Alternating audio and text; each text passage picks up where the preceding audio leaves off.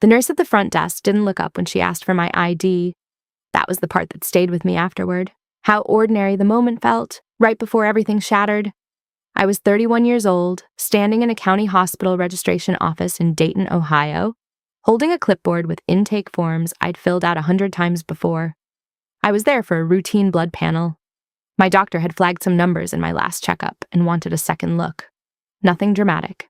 Nothing that should have changed my life. But when the clerk finally glanced at my insurance card, then typed something into her computer, her fingers stopped mid-keystroke.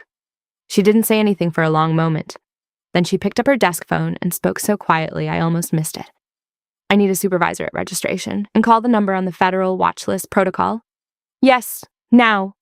I almost laughed. I thought there'd been some billing error, some clerical mix-up with another patient. I said, "Is everything okay?" She looked at me with an expression I'd never seen directed at me before. Not pity, not irritation, but something closer to careful, like she was handling something fragile she hadn't expected to find. "Ma'am, I just need you to take a seat right over there. Someone will be with you in just a moment." I sat, and the world I had built, or rather, the world that had been built around me without my knowledge, began to come apart at the seams. My name is Lena, or at least that's the name I'd gone by for 31 years. Lena Marsh. I was raised in a 2-bedroom house on the edge of Clarksville, Tennessee, by my aunt, or the woman I believed was my aunt.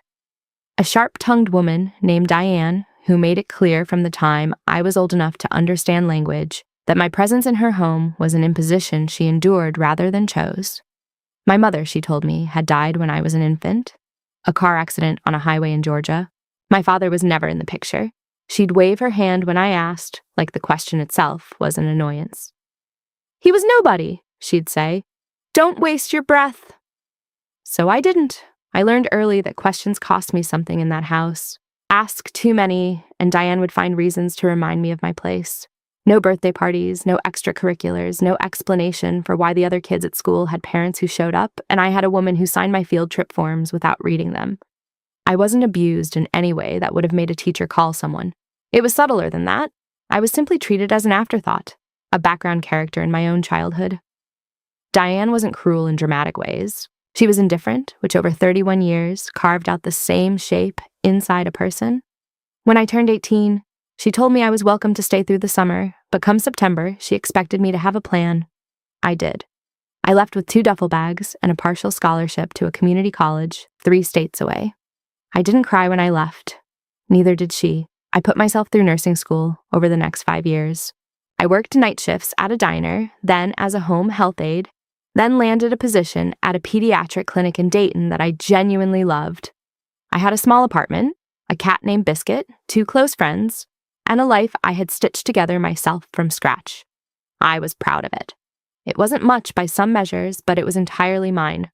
Or so I believed. The supervisor who came to registration was a middle-aged man named Gary, who looked like he'd rather be anywhere else on earth. He asked me to follow him to a small office near the back of the intake corridor, the kind of room used for difficult conversations. I noticed he left the door slightly open. "Ms. Marsh," he began, "I want to assure you that you're not in any trouble." He paused in a way that suggested the opposite might also be true. "But when we ran your social security number through our system, a federal flag came up. This happens sometimes with identity discrepancies." "A discrepancy?" I repeated. "Your social security number," he said carefully, "is registered to a child who was reported missing in 1993 from Savannah, Georgia." The room went very quiet. "I'm sorry," I said. "I think there's been a mistake." "That's what we're hoping to clarify," he said. "There's a federal agent on his way here right now. He'd like to speak with you directly. I want to emphasize, you're not being detained. You're free to leave at any time, but I do think you'll want to hear what he has to say." I didn't leave. I sat in that small room with Gary making small talk about the hospital's new parking structure, and I thought about a woman named Diane who had never once looked at me like she loved me. And I thought about the way she'd always deflected every question about my parents with a wave of her hand. "Nobody," she'd said. "He was nobody." I was starting to wonder if she'd meant me. The federal agent's name was Agent Reeves. He was in his late 40s, unhurried in the way of someone who'd delivered news like this before, and understood that the person receiving it needed a moment to catch up. He set a photograph on the table between us. A family, a man and a woman, maybe late 20s, and a baby girl. The photo looked like it was taken in someone's backyard, summer light, everyone smiling. "Do you recognize anyone in this photo?" he asked. I shook my head. He nodded slowly, like that was the answer he expected. "The baby in that photo is Claire Ann Whitfield. She was 8 months old when she disappeared from a hospital in Savannah, Georgia, in 1993. Her parents reported her missing immediately. The case went cold after 2 years." He paused. "The Whitfield family has never stopped searching." My mouth was very dry. "Why are you showing me this?" "Because 6 months ago," he said, "advances in the National DNA database flagged a partial match to the Whitfield family's genetic profile. The match was linked to a genealogy account you created 3 years ago." I remembered that. I'd signed up for one of those ancestry websites during a slow week, mostly out of curiosity. I'd gotten vague results, some European ancestry, a few distant cousin matches I didn't recognize. I hadn't thought about it since. "We've been quietly investigating," Agent Reeves continued. "Your social security number was issued to a different infant, one who died at 6 weeks old in Tennessee in 1993. The identity was applied to you sometime in the months following. We believe the woman who raised you, Diane Marsh, obtained these documents fraudulently." The words landed one at a time, each one heavier than the last. "Are you telling me," I said slowly, "that I was kidnapped?" He looked at me steadily. "We believe so, yes, and we believe your biological parents are alive, and that they've been looking for you for 31 years. I want to tell you that I handled the next 48 hours with grace. I didn't. I went back to my apartment and sat on my kitchen floor for 2 hours while Biscuit walked in circles around me. I called in sick to work. I ordered food I didn't eat. I pulled up every piece of documentation I had, my birth certificate, my social security card, my old school records, and I laid them all out on my kitchen table and looked at them with completely different eyes. They looked real. They had always looked real. That was the point.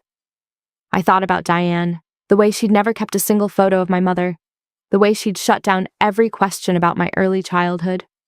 "You were too young to remember anything, stop asking." The way she'd never taken me to visit any extended family, never connected me to any roots. I had thought it was grief, or bitterness, or simple disinterest. It was none of those things. It was management. She had been managing me, managing the story, keeping the edges of it clean so I would never pull on the thread that unraveled everything. I had given her 31 years of believing her. Agent Reeves called me the next morning. The investigation had moved quickly. Federal resources, he explained, combined with DNA evidence already in the system, meant they had enough to move. Diane Marsh had been brought in for questioning. "What did she say?" I asked. There was a brief pause. "She lawyered up immediately, but we did speak with her briefly before that and—" He hesitated. "There are some things you're going to want to understand about your background. Things that may be difficult to hear. My biological family," he explained, "was the Whitfield family of Savannah. My father, my real father, was a man named Thomas Whitfield who had built a significant real estate and property management company over the past 3 decades. The company was now valued at somewhere north of $60 million. He had 2 other children, both older than me, both aware that their youngest sister had vanished before any of them could remember her. Your father, Agent Reeves said, has kept a foundation running for 30 years, specifically dedicated to finding you. He never stopped." I had to put the phone down for a moment. I thought about all the years I'd spent believing I was unwanted, that my existence had been at best a logistical problem someone else had to solve. I thought about how I'd learned not to need things, not to ask for comfort, not to expect celebration, not to hope that anyone in that house in Clarksville would look up when I walked into a room. And somewhere in Savannah, for 31 years, a man had been running a foundation with my face on it. I met with a federal attorney named Ms. Park 3 days after the hospital. She was precise and calm and laid everything out for me like a map I hadn't known I needed. The criminal case against Diane was strong, she said. The use of a deceased infant's social security number to construct a false identity combined with the kidnapping charge, combined with 31 years of fraudulent documentation. Diane was facing federal charges on multiple counts. Because kidnapping a child carries no statute of limitations at the federal level, the passage of time was not a shield she could hide behind. "What about civil claims?" I asked. Ms. Park looked at me with something like approval. That's exactly the right question. Here was the part that took me a few explanations to fully understand. My biological father, Thomas Whitfield, had spent considerable sums over the years searching for me. But more than that, according to financial records the FBI had been quietly examining, Diane Marsh had received a significant cash payment in 1993 from a third party. Someone had paid her to take me. Someone had arranged the kidnapping. Who? I asked. Ms. Park set a folder on the table. Inside was a name I didn't recognize. A man named Gerald Pruitt, Diane's former employer, a man who had worked briefly as a property manager for the Whitfield family before being terminated for financial misconduct. A man who, investigators believed, had orchestrated the kidnapping as leverage, intending to ransom the infant back or use the child's existence as blackmail material, before the plan apparently collapsed and Diane had simply kept me and reinvented me instead. Pruitt had died in 2011, but the money he had paid Diane had been documented, and Diane had used it over the years quietly. Home improvements, a car, a small savings account, living modestly off the proceeds of what she had done. Every asset she has, Ms. Park said, is traceable to the initial payment, which means it's traceable to the crime. The Constructive Trust Doctrine means that any property a person holds as a result of wrongdoing can be held in trust for the rightful party. In this case, the rightful party is you. I stared at her. So she can't keep any of it. Not a single dollar, Ms. Park said. I will tell you what happened when I finally spoke to Diane, because I think you deserve to know that part too. It was not a dramatic confrontation. I didn't go to her. She called me from her attorney's office, a supervised call, her lawyer on the line. I almost didn't pick up. When I did, she was quiet for a moment. And then she said, I want you to know I always made sure you were taken care of. I let the silence sit there between us.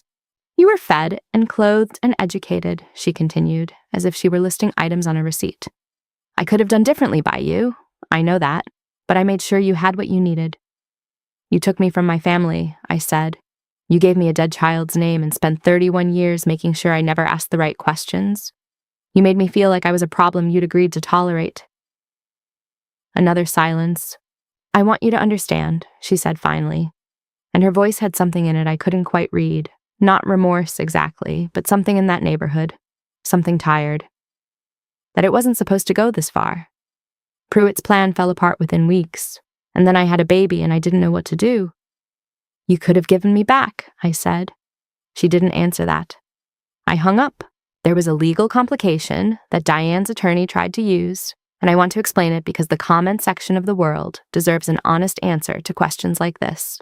Diane's lawyer argued that the statute of limitations on any civil fraud claims had long since expired. Decades had passed. The wrongdoing, he said, was ancient history. Ms. Park was ready for this. The Constructive Trust Doctrine does not operate on a statute of limitations clock in the same way direct fraud claims do. When a person is holding property that they obtained through wrongdoing, and when that property is still identifiable and traceable, equity courts can impose a constructive trust regardless of how much time has passed.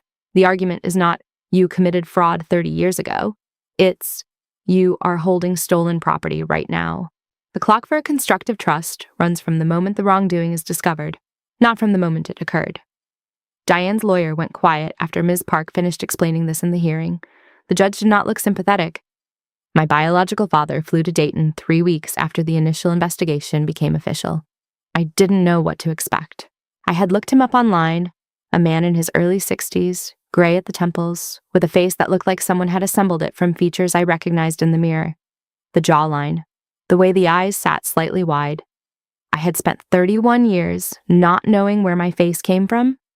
I looked at his photograph for a very long time. We met in a neutral space, a conference room at the federal building, Ms. Park present, Agent Reeves nearby. I had asked for it that way. I needed it to feel like solid ground under me, not ceremony. He walked in and stopped when he saw me. He didn't say anything for what felt like a very long time, and then his face did something complicated and quiet, and he said, Claire. It was the first time anyone had ever called me by that name. I had prepared myself to feel nothing, or to feel overwhelmed, or to feel skeptical. I had not prepared myself for the thing I actually felt, which was a kind of grief I hadn't known I was carrying. A grief for every year a man had sat with a foundation bearing my photograph while I sat in a small house in Tennessee, learning not to take up too much space, I did not cry in that conference room. I saved that for the drive home. But I reached across the table and I shook his hand and I said, "I've been going by Lena." He nodded like he was committing it to memory, like it mattered, like every detail of me mattered, and had always mattered, and would continue to matter going forward. "Lena," he said. "Okay, Lena." The criminal case against Diane Marsh moved through the system with the methodical weight of federal prosecution. She pled guilty to 3 counts: use of a fraudulent Social Security number, conspiracy to obstruct a federal investigation through the ongoing maintenance of a false identity, and 1 count related to the original kidnapping, which, as I mentioned, carries no limitation on prosecution regardless of the time elapsed. She was sentenced to 11 years. She was 63 years old. Her attorney had argued for leniency given her age and the time that had passed. The judge acknowledged both factors and sentenced her anyway. Every financial asset, traceable to the original payment, the house in Clarksville, the savings account, the car, was liquidated. The proceeds, through the constructive trust order, were directed to me. It wasn't a fortune, but it was something. It was the only thing she had ever given me that was actually mine. People ask me sometimes what the hardest part was. They expect me to say the discovery, or the confrontation with Diane, or the legal process. And those things were hard in their own ways, but the hardest part was quieter than any of that. It was learning to revise the story I had told myself about who I was. I had spent 31 years believing that I was someone nobody had particularly wanted, that my existence was a logistical inheritance passed from one reluctant hand to another. I had built a life on top of that belief, a good life, a real one, with work I loved and friends who mattered. But the foundation of it had always been this quiet assumption that I was someone people endured rather than chose. That assumption was a lie. Someone had chosen me. 2 people had chosen me before I was old enough to have a name I could answer to. And when I was taken from them, they had spent 30 years choosing me still. In every flyer, every foundation meeting, every year they kept the search alive. I had never been unwanted. I had been stolen. There is a significant difference between those 2 things, and it took me longer than I expected to feel the full weight of it settling into place. My father. And I use that word now, not tentatively but plainly, because it is accurate and because he has earned it in every way a word can be earned. My father and I have dinner together once a month, sometimes in Savannah, sometimes in Dayton. I have 2 older siblings who have absorbed the fact of me with a generosity I am still learning how to receive.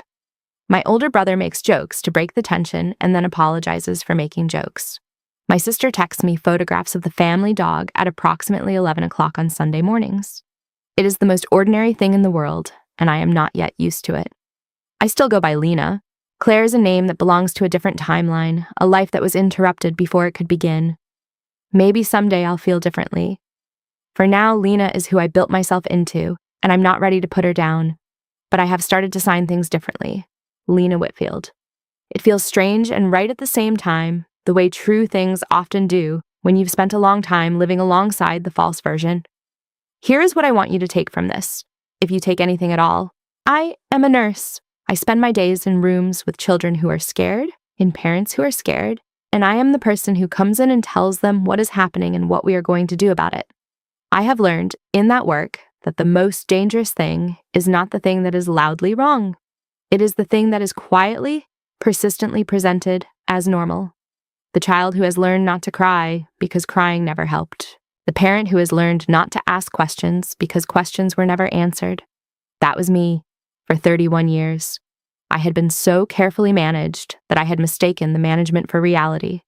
I had looked at my own life and seen, as its defining feature, absence of family, of belonging, of anyone who would put up a photograph and say, this one matters. We are not stopping until we find her. That absence was manufactured. It was deliberate and sustained, and it took federal resources and a genealogy website and a clerk in a hospital registration office to undo it, but it was undone. If you are someone who has spent years feeling like a footnote in your own story, like the burden, the afterthought, the one who wasn't quite wanted enough, I'm not going to tell you that there is a dramatic federal investigation waiting to rewrite your history. Most of the time there isn't. But I will tell you that the story you've been told about yourself is not always the true one, and the people who benefit most from you believing it are usually the ones who told it to you in the first place. I was stolen. I was lied to. I was kept small and quiet and grateful for scraps. And then one ordinary Tuesday, a clerk in a hospital in Dayton typed my social security number into a computer, and the truth came looking for me the way it had always been planning to. Patient and persistent and 31 years overdue.